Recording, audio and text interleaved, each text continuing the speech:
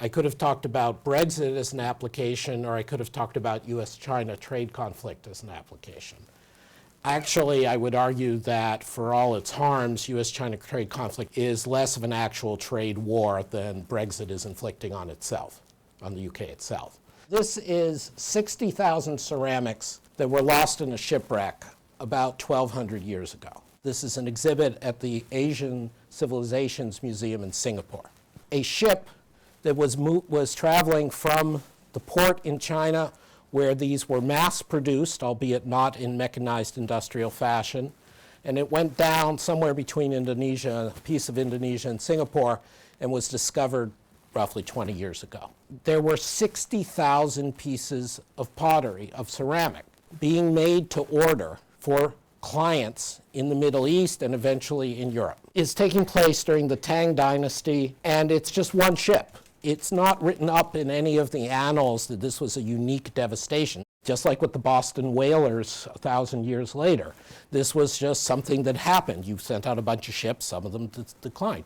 And so the scale of trade that existed before we talked about globalization, before we talked about the West, was very great.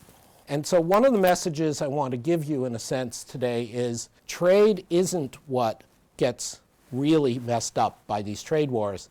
It's actually more important things. Trade is interrupted and production moves across borders. So I've spliced together various bits from this exhibit. Suddenly there was an internal problem in China, and you had a sudden stop in production for about 130 years, and it was internal chaos.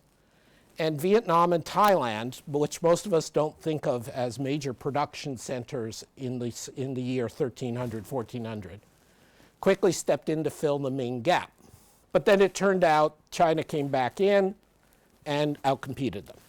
Then another couple hundred years later, you have the collapse of the Ming Dynasty following a very angry back and forth internally in China about whether or not they should be exposed to foreign trade in the rest of the world.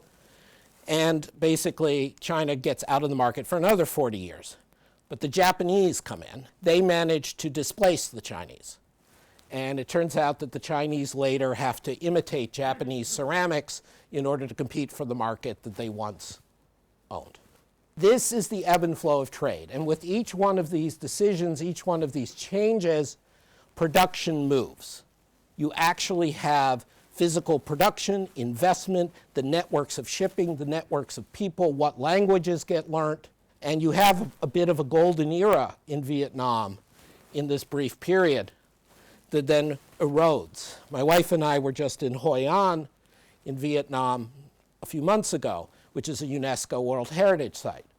And most Americans think of Hoi An as being next to the famed China Beach from the Vietnam War. For me, the economist geek, what was fascinating was it was this major trading site with Japanese and Dutch and Chinese, and then it goes away. So these kinds of trade relationships, they're very material.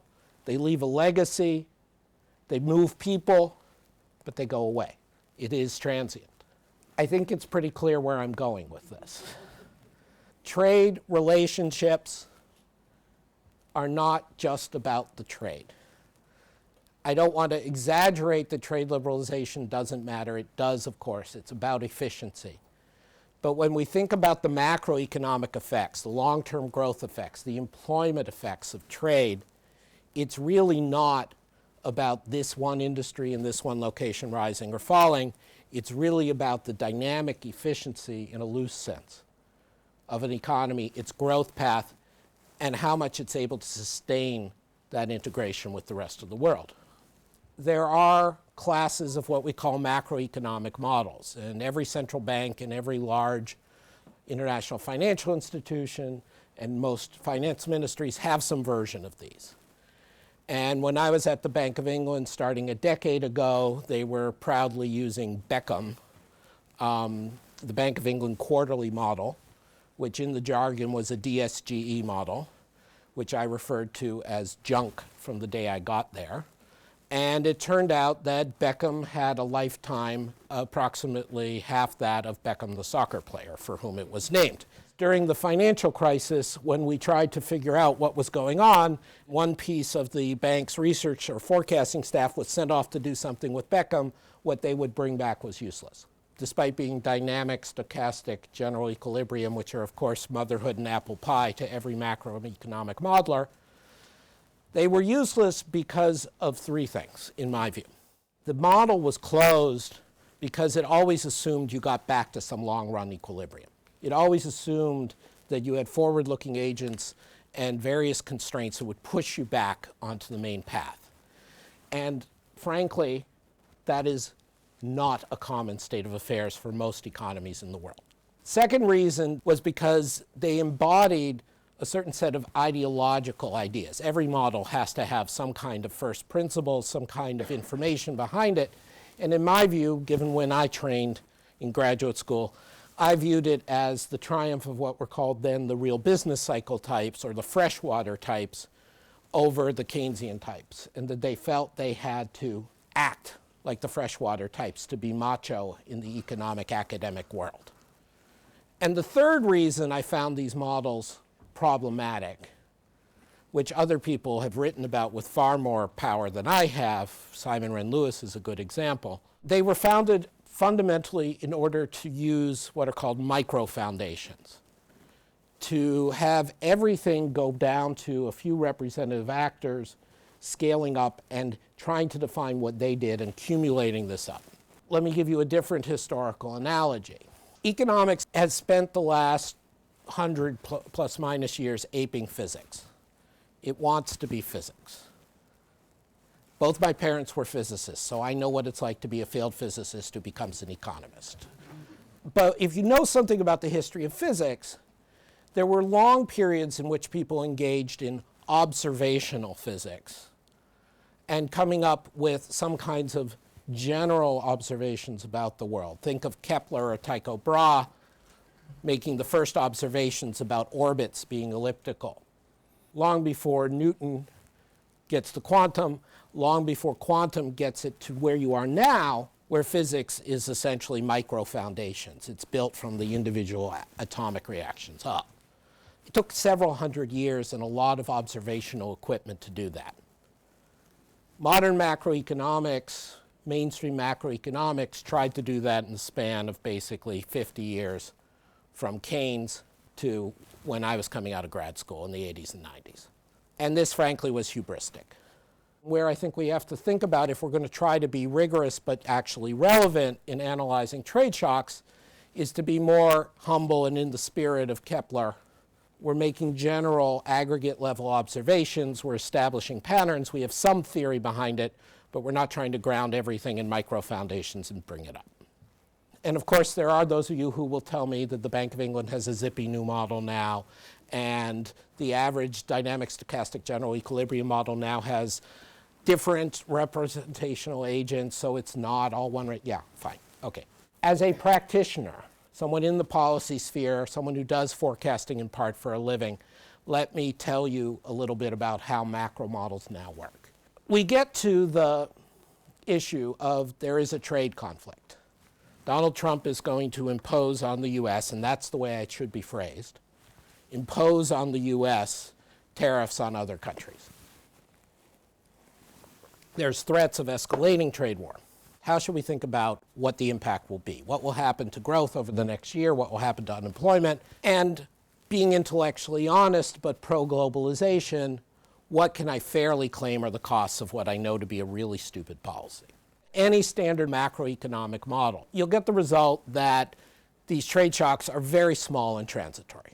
They're basically a price shift, some accumulation of distortions, which are second order small, and the economy will adjust. From a central banking perspective, it will tell you that the direct inflation effects of this are small. Even if you put tariffs on everything, if the central bank in these models has anchored expectations, the holy grail of monetary policy, then it doesn't get passed through. It's just a one-time shock. You get over it. If you saw that as the US put tariffs on Mexico, the Mexican peso declined, almost one for one with the tariffs. Similarly, the Chinese renminbi, until the Chinese government intervened. To say, okay, it's a little more than that, you start talking about uncertainty. And of course, this is what the Bank of England and much of the discussion you're all hearing in the press and in learned circles about Brexit is, it's uncertainty. It raises uncertainty, and whatever the outcome, things will be better. I think this approach is unsatisfactory. The first thing is that I want to make a distinction between trade wars and small trade disputes. There is no question that if the U.S. doesn't respect geographic denominations and makes Parmesan cheese by the Kraft factory in Chicago, that has a certain distortionary effect. And if Europeans in their wisdom decide they don't like chlorine-dipped chicken, that has a certain distortionary effect. That's not what we're talking about, okay? That's not the big deal. The question is, if you have a significant shift in trade liberalization, a conflictual shift, does it matter? I want to get into this issue of the uncertainty modeling. The dirty little secret of these models, of course, is garbage in, garbage out. We don't have any way to endogenously create the uncertainty. So you end up, if you're a modeler trying to do this, you end up essentially assuming what level of uncertainty gets you the size of the shock that you think is reasonable. Now, people who are honest don't want to do that. And so there are people like Bloom, Davis, who are trying, using large data, to come up through the news media and through other means to track uncertainty. This is worth doing, but it doesn't quite disentangle very well what are the drivers. When you have an unusual event like a trade shock and people are not used to talking about it, even then, if you try to put the language in, it's not going to help you very much, as opposed to, say, talking about monetary policy hike, which gets talked about once a month. The other thing is that in these uncertainty, in these models, they tend to be resolved. It tends to be, as you'll hear people saying about Brexit, okay, leave aside the normal person who says, enough of this, I just wish it was over.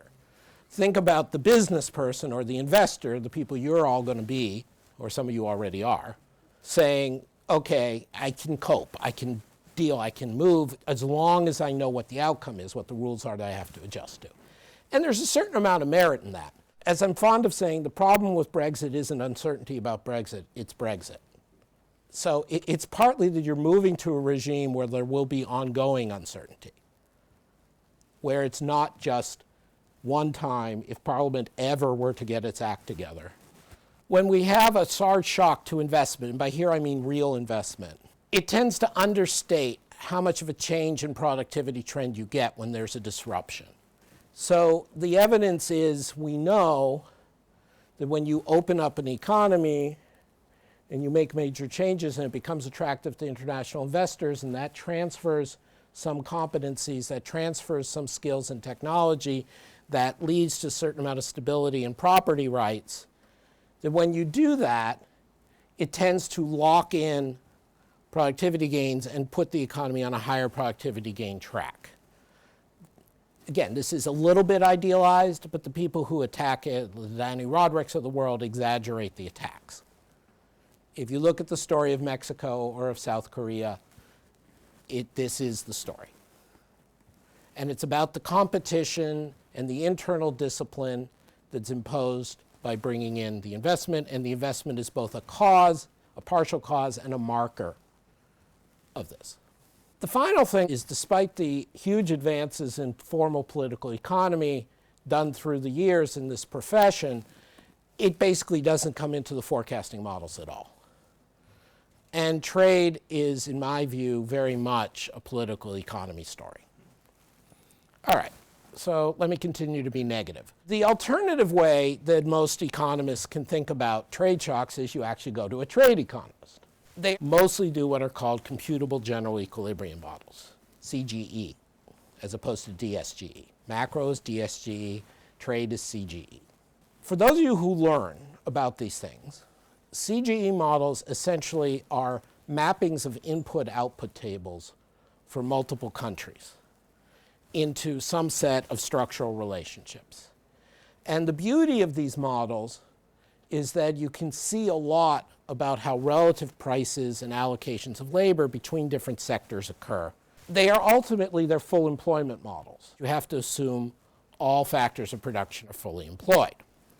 And so they're not good at addressing questions about shocks. There are dynamic CGE models, but they don't really do that. What CGE models do is really comparative scenarios.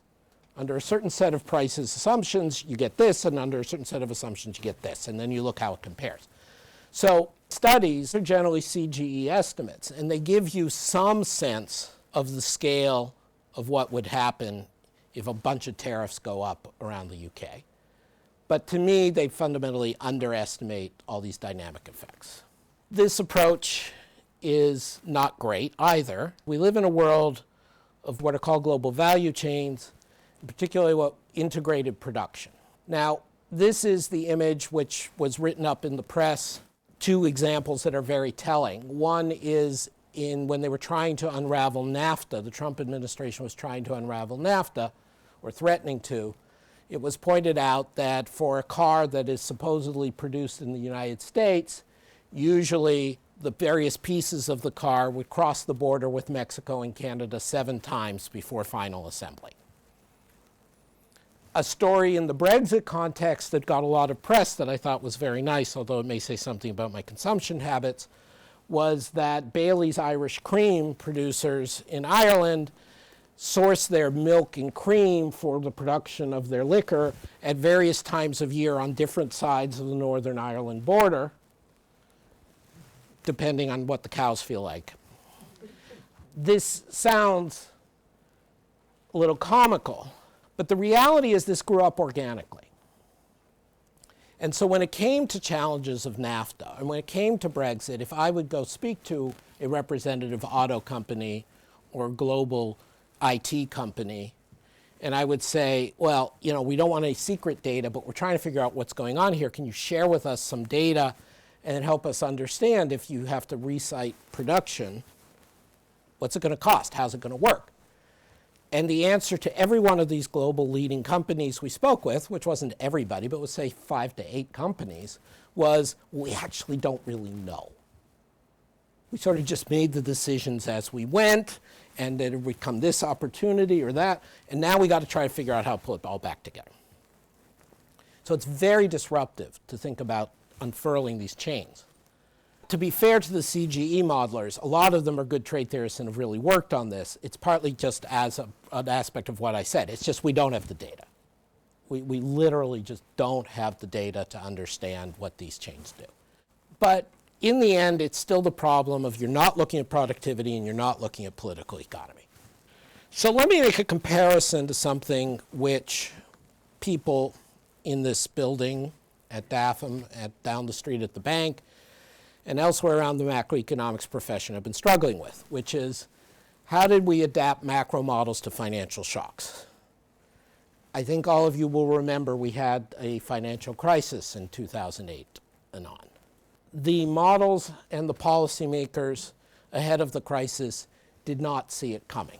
Or if they saw it coming, they did not see it coming in the form and extent and depth that it came. They did not see the persistence of it and the difficulty of getting out when it came. And I can quibble at the margins that I saw a little more or a little less of this or that, but I, of course, was one of that group. And the reaction of many of my distinguished colleagues, including people like Olivier Blanchard, is to say, well, we are going to start building financial markets into these models. And that was, to me, was one of the great ideological revelations or aspects of the DSGE models, the standard macro models that I used to comment on and hate, which was they didn't have a financial sector because everything would wash out. Financial markets were efficient, and over time, the people would figure it out, so they excluded the financial sector. So for the last 10 years, a number of very brilliant macroeconomists have worked very hard to try to attach financial sectors to the macro models we have. I'm going to leave aside for tonight and to my methodological betters whether or not that research program has paid off yet. But what I'd like to do is talk a little bit about why you can't, even if this program is entirely right, the approach that was taken to integrate financial shocks isn't going to work to integrate trade shocks. So if you look at the financial shocks, going back to what I was ranting about a few minutes ago, in the financial markets literature, you can really talk about micro foundations. You can talk about different agents having maybe different amounts of collateral or different net wealth or different liquidity positions. But in a sense, it is very intellectually appealing and tractable to build from the micro up. You've got a bunch of people who have assets, the values of the assets change. And the linkages to investment are pretty direct. It's the hurdle rate for companies goes up, the availability of capital or of cash goes down. You may not have foreseen them in 2008. I may not have foreseen them in 2008, but we can spell them out. We can talk about it. With due praise to Reinhardt and Rogoff, but many others working at places like the IMF and the various central banks, we've got lots of historical data on past financial crises. When we talk about major trade wars, it's all entirely different. It's not micro-founded. It's basically, this is the world in which countries matter, not companies, not individuals. It's where your headquarters is, where you pay your taxes, where your plant is sited. And it's imposed by the government. The impacts are about companies making decisions, making assessments. It's not that they're suddenly out of liquidity in some generic sense. They've got to rethink, reoptimize.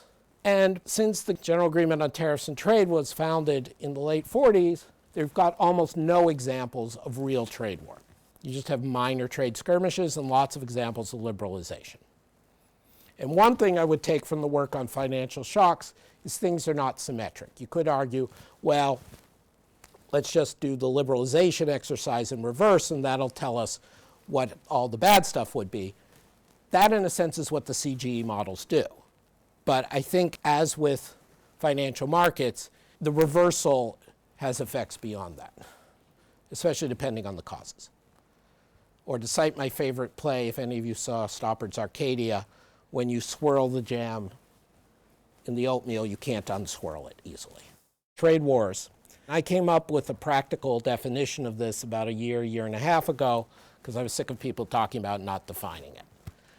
And so in comparison to a normal trade dispute, I think there are three big things that define a trade war.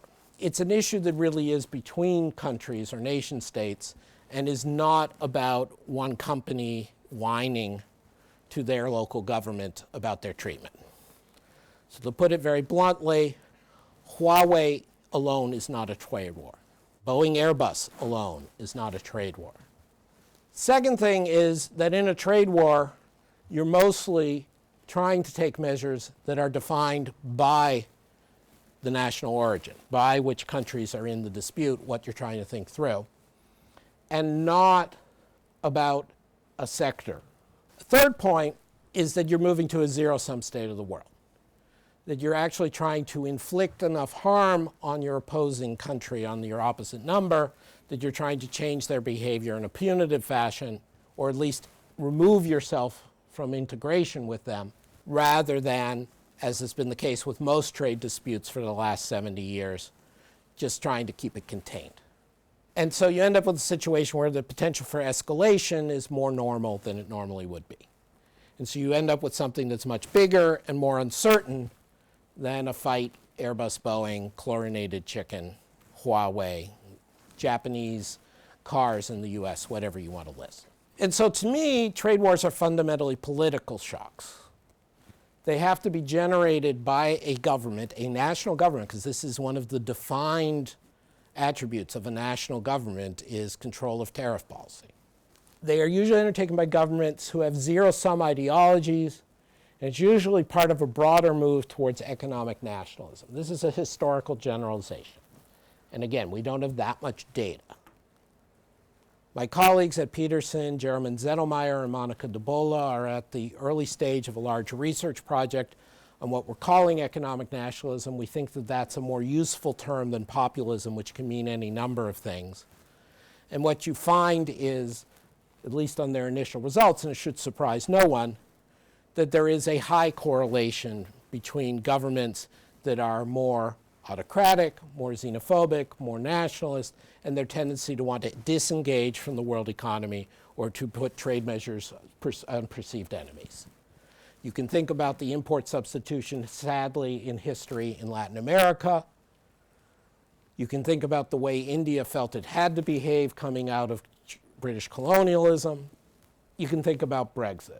As I said in an interview at the school across the street when I gave a talk on Brexit there about a year and a half ago, you have to see Brexit as largely an ethnic nationalist movement. Yes, you can always find somebody, you can find the lone Brexiteer who in some principled way thinks that UK sovereignty is being tromped on by Europe. But they, of course, love French and love Polish plumbers and love everybody, and it's just about the sovereignty. You can find someone. You can also find a Trump voter who votes for Trump solely because they care about getting their taxes cut and not because they're racist. But that's not the main source of the political movement. And so, consistent with what I said earlier, to me, the primary impact is on investment. And one way of seeing this is on net inward FDI. So if you think about foreign direct investment, which is the economic category for large long-term moves by multinational companies. Essentially, you build a plant, you take over a plant, you set up an R&D center, you acquire some people and human capital, you put a distribution network in a country, as opposed to speculative financial investment. This is a very small subset of what is the total flows of capital in the world sloshing around any given day. But I think it's very interesting for two reasons. First, as colleagues of mine, including Fred Bergston and Ted Moran, have written through the years, it tends to have very large beneficial spillover effects for both the sending and receiving country. The receiving country generally tends to get, it's network effects. You tend to sell more services, sell more goods, get more exchange of people, get more common understanding, there's more trust and therefore less financial self-protection, on and on and on. And particularly when it's coming from a rich country to a much poorer country, that you also get some amount of technology transfer, which, by the way, I think is good. In Washington, you sometimes have to say that. The other reason FDI is particularly interesting is that it represents long-term investment. These are companies, Royal Dutch Shell, Toyota, that are making decisions about plants, about markets, that they have to make very large upfront investments, so they have to plan over long horizons. And so the model you have in your head, loosely speaking, of the investor affected by uncertainty really applies to these people. They are very well informed, they know their business, and then something in the environment changes around them and they have to adapt. There's limitations to working with FDI data. It's very noisy. One or two large transactions can affect a huge amount of the data. But essentially, if you look at the data in the US, from the time Trump gets elected, net inward foreign direct investment in the US crashes. This isn't a China effect, by the way. Bilateral direct investment between China and US was actually flat, essentially, over this period. It will go away, but for the time being, it was flat. And if you look at the UK data, it's a little more noisy. It's a smaller country, so it's a little more affected by single transactions, but essentially the same thing is true. In 2016, you get the Brexit referendum, and what had been a huge upswing in foreign direct investment in the UK after the crisis turns into a major downswing. If we're going to think about modeling the effects of trade wars, it seems to me we have to look at, beyond the CGE models, we have to look at a few other things. We have to look at the losses of competitive discipline internally, as well as losses of markets. We have to look at investors pricing in the possible regime change, as well as just the transitional or transient uncertainty. And we are in a global economy, so you have to look at what does this do to the relative attractiveness of your country as a platform for investment, as a place for employment relative to everybody else. And all three of these effects are not generally captured in the kinds of formal models I was talking about earlier. That's not to criticize them in the sense that people are stupid. This is a question of we haven't seen these kinds of things recently, and they are occasional things, God willing. They're not regular, simple shocks. If that's the way you should think about these macro models and how to think about problems, what do we think of Brexit? What's the result of Brexit? Fundamentally, the UK is waging a trade war on itself. The simple fact remains, gravity models of trade are one of the few things that is like a physical law regularity in economics. The gravity model says you tend to trade more, all else equal, with countries that are geographically close to you and with whom you have historical ties. And this model is very robust. And it's intuitive, and it has a very simple set of estimates. It is not a DSG, CGE, or other GE model. And so in that world, the idea that anything good can come of the UK putting up either minimal or maximal impediments to trade with the countries historically and overwhelmingly it trades with, that is absurd. And so everything else you hear about Brexit, that's where it starts. This is a self-inflicted supply shock on the UK, on its competitiveness in its natural trading markets. It also fits my definition of a trade war. It's really not about any sector. It's really not about any form of regulation. It's about we want to be out from the EU. We want to be disengaged from the EU. We want to reject and push back on the EU. And so it's being waged across multiple sectors at once. It's not something you're going to be able to contain by resolving an issue on fishing or on corporate governance. It's everything. It is being driven by political division at home. Again, thank you all for coming out tonight instead of watching the Circus Maximus down the street. I mean, what is there to say? But like perhaps the Ming Dynasty, it is internal division and an ethno-nationalist ideology that is driving this. That doesn't mean, obviously, that everyone in Parliament believes that. But clearly there is enough people in Parliament and enough voters behind them that we can't make this go away. And then finally, and this is probably the most controversial thing I'm going to say, and I will just assert it, even if we end up with Norway Plus, which is code for the softest possible Brexit, in a sense the pointless Brexit, the Brexit that you give up any political say in the decisions of the EU on economics, but you try to keep everything else about the relationship. It's better than the alternatives, still pretty stupid, still pretty pointless. Even if we end up there, then I begin to worry it's not a sustainable outcome. Because ultimately, this does not address the ethno-nationalist views. This does not address the sense of conflict with the EU. And if you have people who are already feeling displaced by, be it the Remain so-called elites or by the Brussels people, then having even less voice in Brussels than you did will, of course, not solve the problem. I want to stress the big impact is on investment and productivity. It's not about what's going to happen to the farmers and the fishermen and the Greggs bakers and all the rest of it, even though some of them will hurt, and even though every average UK resident will have to pay more, will have a lower real income, whether it's a small amount lower or a big amount lower remains to be determined. And even though EU nationals living in the UK are going to have to suffer at a minimum administrative costs and uncertainty and at a maximum displacement, from an economist's perspective, a macroeconomist's perspective, the big thing is productivity. You're going to be cutting out from global supply chains, which were set up mostly to use the UK as a platform to export into the EU because you had networks and preferences for English-speaking, rule of law, comfort in the UK, and that's going away. And with the removal of those supply chains, it's not separable from the sale of business services. It's not separable entirely from the sale of financial services, both directly in the sense that these kinds of supply chains amplify those networks and because there will be political decisions made.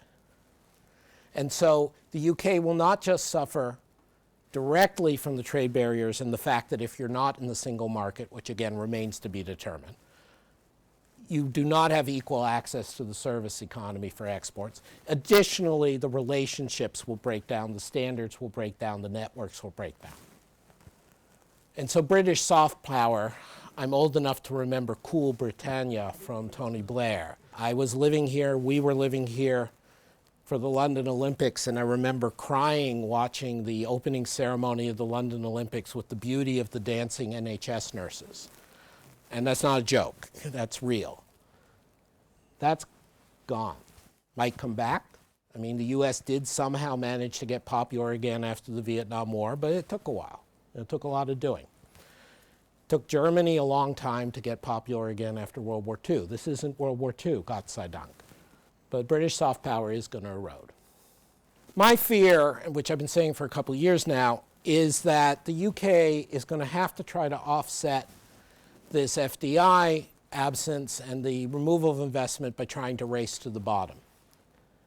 Now, Jeremy Corbyn, the leader of the opposition, said that a Labour Brexit would insist on a great deal of alignment with EU regulations and standards. I hope that is the case. That would be good. But it requires an act of will on the part of whoever is governing and strong oversight from the British people and Parliament, because otherwise the temptation is not to become Singapore on the Thames, but Cayman Islands on the Thames. You can get into a situation of a downward spiral. The UK suffered a very large drop in trend productivity growth during the crisis, which has not been rectified. It stands out because all the rich countries in the world, including the US, suffered a decline in trend productivity growth since the crisis, but the UK is the only one that really went down the rankings. Essentially, everybody else, the rankings all just downshifted. The UK went to the bottom of the rich countries. But again, this also applies to the US. If you're in a world where there are not easy growth coming through productivity gains, you're fighting over more of a stagnant pie. Let's say that a big chunk of it is exogenous, right? So as Robert Gordon argues, there is no next big thing technology right now the way there was with internet. And there's a prima facie case that it should be considered exogenous because everybody moved down at the same time. So it's not idiosyncratic to one country. It probably is about a technological shift across countries or a regime shift of some kind. So I worry about a further downward spiral when the blame game starts. And finally, to go back to my normal type of consideration, short-term macro policy, I think this is a regime shift. Despite the best efforts of the Bank of England and the no change in the legal regime and operations of the bank's independence, in my view, the UK is taking a large step back towards the 70s, if not towards EM status, in the sense that the credibility of macro policy is eroded. The credibility that you're not going to have political interventions in investment is eroded. We saw that when Theresa May started trying to do deals about Nissan or little kickbacks here and there. This is what Trump does. This is not good for investors. And so my fear, going back to where I started with the Chinese example, is this is, in a sense, the end of the Ming Dynasty. Not quite so dramatic, but that this is the end of a very long run of relatively centrist growth, relatively stable politics, relatively secure and insulated macro policy. One macro effect which I expect is that the Bank of England MPC is not going to be able to take for granted the anchoring of the currency, the anchoring of inflation expectations the way they have been able to since 1992. And so they're going to have to keep one eye on the currency when something happens. It's not the end of the world. Dozens of countries do this, but it is a step back for the UK. What's the result of Brexit? Unfortunately, a lot of broken crockery. Thank you very much. Anybody have a question? Thank you. I'm an economic historian from the other side of the street. The economic historian, of course, would be able to think of lots of historical data on trade wars and trade disintegration. Now, as we go back in time, and don't go to the periphery of the world economy, but stay here, the 1930s come to mind. Right. If you look at the 1930s from the perspective of a gravity model, Yeah. just putting in barriers to trade, a regime collapsing, in that case it's the gold standard, declines in trade that can be attributed to precisely that thing. That seem to be pretty much pretty similar to what gravity models have told us about several not so nice Brexit scenarios. I would like to have your take on that. No, I appreciate you raising all of that. You know, I would, again, perhaps to resonate more with the British audience, but I also think quite relevantly, at least as much for Trump, is the Napoleonic continental system, where you are trying to force a bunch of countries that you have sway over, to disengage from trading with another country. And it ends up being very costly, not very sustainable. So yes, I agree with you. I, in a sense, like I said, I self-censored because going back to Smoot-Hawley in the 30s sort of becomes now just sort of, all right, you're telling me about that again. But as you rightly point out, there are a hell of a lot more instances than that. I get the one other thing I would say, which is not an excuse, just an explanation for the way I framed it.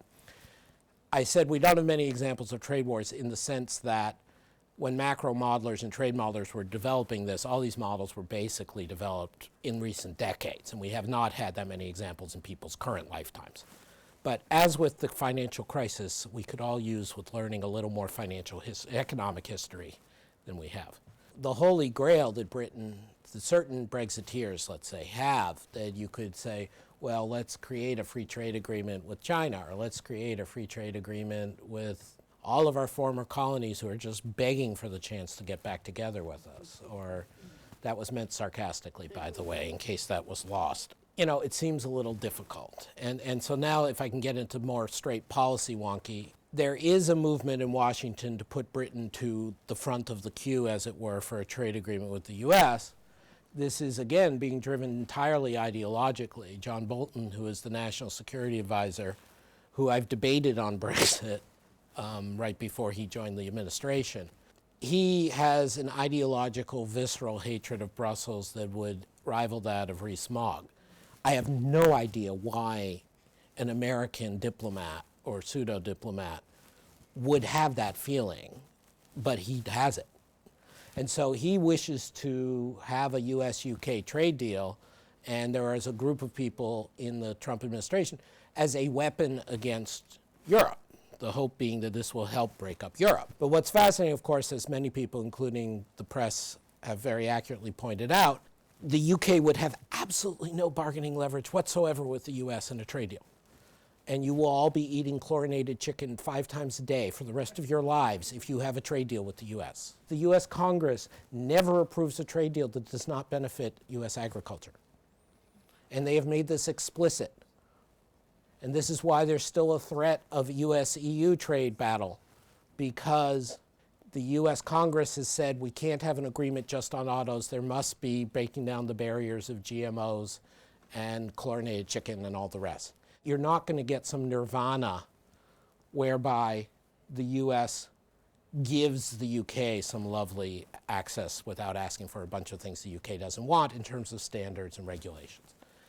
What is interesting and intriguing is, of course, the UK could join CPTPP. And legally, this is fine. The Obama administration, when negotiating the TPP, and then the Abe administration and whichever prime minister of the week in Australia when carrying it through, kept it defined as, it says Pacific in it, but it's not actually a requirement you be part of it. You just have to agree to all the rules. And so the UK could join CPTPP, and that would very quickly get you preferred access to a huge number of growing markets. 2 problems. Well, 1 problem, 1 question. Problem 1 is the only way it works is basically essentially going back to the EU model. You have to accede to the TPP because it's already all decided by a group of nations, and no one's going to reopen that treaty just to get the UK in, just like it was the case with the EU. The second is the question, going back to where you started, which is, from an economics point of view, this would be a fascinating gravity model test. That if the UK leaps away from the EU, leaps into the CPTPP, and let's see in 5-10 years how much trade patterns change. That would be really interesting. On the 19th century and early 20th century trade patterns vis-a-vis today, the whole structure of world trade was entirely different. Above all, it was essentially inter-industry trade. Right. So we were importing commodities predominantly, well, in very large measure, tropical commodities or cotton, which we couldn't make, and we were exporting manufactures which they didn't make. And there was next to no intra-industry trade. Right. The whole post-war development has been intra-industry and then Quite the right. supply chain trade. And for that, for pretty obvious reasons, proximity matters a lot. My favorite example of this, and I've used this many times, is that the EU does as much trade with the UK as it does with the US. though some of you realize the US is slightly bigger than the UK. And that must be either because the gravity model really matters, or being inside the EU trade envelope really matters. Therefore, if you don't believe gravity matters, you must believe that being in the EU matters. I want to support your basic argument, which is obviously right. Two really big points. The first is, in my perception, a lot of research on this, is big shifts in trade policy, in a trade war, as you describe it, is a big shift. It never comes in isolation. It's always part of a general and systemic policy shift. I agree. In either direction. So when the Chinese decided to open up the economy, they changed the whole economy. Exactly. Ditto the Indians when they did it. And of course, after the war, when we liberalized. And what the US is doing now is going to change ultimately, if it continues down this line, its whole economy. And the second point, to underpin your uncertainty point, it is important to note that in the GATT system, which was created after the war, the notion of binding tariff value measures is as important as liberalizing them. What was that about? It means that you commit yourself not to change the barrier. And you commit yourself internationally in a binding way. I won't go into all the details of this. This is why the US policy change is so proud. The US, by its assault on the GATT and its clearly illegal measures and its subversion of the dispute settlement principle, is about, what it's doing is demolishing the certainty aspects of the system. And that must have an enormous effect on investment worldwide in anything that is likely to end up with trading with the US. So it's a very systemic change. Again, we're in complete agreement. I didn't do it as well as you just did, but a year ago in Foreign Affairs, I wrote about the post-American world economy, and I talked about this idea that the US corroding globalization in the system reduces the investment prospects just throughout the world economy, and I completely agree with you, Martin. Thank you for the forward talk today. I have a quick question. It's mostly about the conflict with China and the U.S. So there's been a lot of criticism in the news, especially with President Trump currently now. How do you think would be the better way to adjust Chinese trading practices to benefit the U.S., being that the Chinese for years have been controlling and manipulating their own currency and have had bad tendencies when it comes to trading globally? My predecessor at the Peterson Institute and another colleague, so Fred Bergson and Joe Gagnon, literally wrote the book on currency manipulation, and the legislation the U.S. Treasury has now to name governments currency manipulators is based on their work. The Chinese government was engaging in wholesale currency manipulation that was costing the U.S. some jobs and everybody else some jobs, and leading to imbalances roughly from 2002 or 3 to 2008.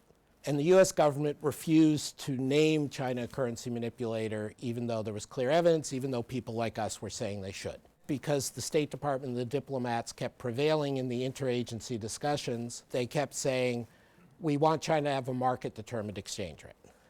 So there were two problems with this. First, you didn't call them on what they were doing. And second, no, you sure as hell do not want China to have a market-determined exchange rate, because then that would be hugely destabilizing for the world economy over some long transitional period while there were huge capital outflows from China and a lot of transformational change. The U.S. government fundamentally screwed up the currency manipulation discussion in the 2000s. But we have to keep that in perspective. That was the U.S.'s fault. The minute the U.S. got serious about currency manipulation and pursued constraints on it through the G20 process, China stopped. China's been leaning to maintain the currency from recent years, partly because of the currency outflow they experienced in 2015. But they haven't been manipulating, nor has Japan, since we got an international agreement. I don't view Chinese commercial behavior as really a problem. We have to remember that there has never really been any successful defense of intellectual property that matters. Tea was the genetically modified organism of its day.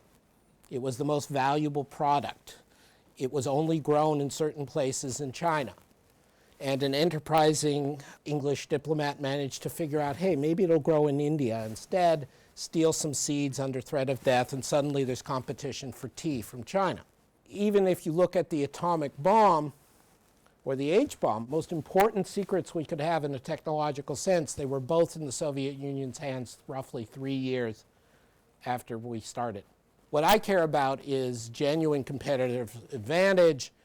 It's that you're genuinely better at putting together airframes. You're genuinely better at creating business services. You're genuinely better at running a business and getting your people in the business to behave in certain ways and provide certain skills. That's where most of the comparative advantage from the rich countries is in the world today. It's not tech transfer. I view this as something that the US can stand up for. As a matter of forecasting, Washington has gone crazy over this. Democrats are just as crazy as Republicans on this. The defense establishment's crazy over this. But we're not being hacked because China stole some technology. We're being hacked because of Facebook and because of North Korea, which sure as hell doesn't have any technology. So to me, the commercial relationship and the angst over it is fundamentally misguided. This is an extremely unpopular and unusual opinion in Washington right now, just for the record. Yes? I am a third-year undergraduate student here at King's Business School. Relating to Brexit, there must be some kind of advantage that we are expecting, right? Because at the time when Brexit was announced, I'm French, and there was quite a bit of talk in France about France leaving the European Union and kind of doing our own thing. And if you do read some of the literature about the EU as it is right now, a lot of people criticize the fact that it's lasted so long because it was basically a system after the Second World War to kind of bring Europe back. And it's just lasted too long. There are a lot of restrictions, as we know. So is it possible that this is just kind of the beginning of a domino effect where we dismantle the EU and then we have the opportunity to get more favorable deals with every single component, every single country inside of Europe, rather than having one blanket kind of relationship that they'll have with bigger blocs? Right. To be honest, I think your first point's about whether there's something to be gained about extricating from Europe and the future of Europe is a deep point and merits discussion in a real way. The idea about the individual deals, however, is something that frankly doesn't really hold up, because there is an enormous efficiency gain for businesses in terms of certainty and in terms of standardization and economies of scale when countries are able to negotiate, if not multilateral, plurilateral, or regional deals. This is something on which, as Trump has found out by his attempt to negotiate everything bilaterally, even if you're a bully, it usually doesn't work. It's much more efficient. So we went through NAFTA 1.0 and turned it into NAFTA 0.8, all in order to basically make the auto industry less competitive and otherwise add some things to NAFTA that are already in the TPP. So the idea that it's useful to have a deal within any individual country actually doesn't really hold up. Thinking about Europe, and particularly the Euro area, it has overreached. Maybe it's gotten too integrated, too aggressive in what it does in Brussels, and particularly the Euro area enforcing Euro membership on a large number of members, though not the UK, just sets you up for a fall, because these much less lower per capita income countries have not synchronized their economies with Germany. Europe has been unable to agree to do the fiscal policy transfers or other adjustments that would be necessary to make the euro fit for purpose to ride out the next recession. And so then you can argue, well, we really will be better off outside. And if you're Greek, you are not able to adjust your monetary policy when something hits your country. So there are a lot of reasons why I talk about Europe. Another set of reasons, which is beloved of people, certain groups of people, which has a certain amount of merit, but I think is exaggerated, is that Brussels is this horrible regulatory nightmare, and we will all get much more efficient if we get out from under that. I think in practice, again, there's lots of documentation on this, that gets exaggerated, and a lot of what our inefficient regulations have to do with UK-specific regulations or UK application of Brussels regulations. There are arguments to be made. It's not clear, since the UK had a series of opt-outs on various things, how much the UK was disadvantaged as much as some others if you accept these arguments. Most of the people who are arguing against Europe are arguing from a place of nationalism, are playing off refugee issues and internal movement of people who don't necessarily look like them or act like them. And I am willing to stand up and say that the European Union's ideals, frankly, are better than that. And the kind of nationalism we see in France under Le Pen or Hungary under Orban or under the people in the Liga in Italy is wrong. And I know you're not advocating that, I'm not saying that, but this is ultimately what Europe, the European movement was about, was damping down that nationalism because it's not good. And the fact that people like it, some people like it, doesn't make it good. Thank you very much. Thank you all for coming.